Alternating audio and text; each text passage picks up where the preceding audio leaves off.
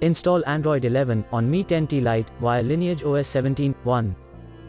Please check the description for important notes and all the download links.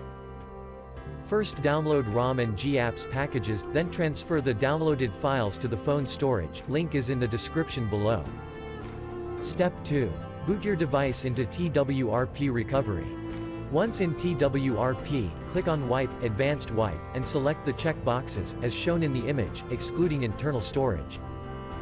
Step 4. Swipe the button to wipe the device. Step 5. Go back to the recovery main screen, and tap on the Install button. Step 6. Navigate to the storage, and select the ROM zip file. Step 7. Finally, swipe the button on the screen, to install ROM file. Step 8. Flash the GApps zip package, in the same manner. Step 9. After GApps flashing completes, select Wipe Cache and Dalvik from bottom left side of screen, and swipe to wipe.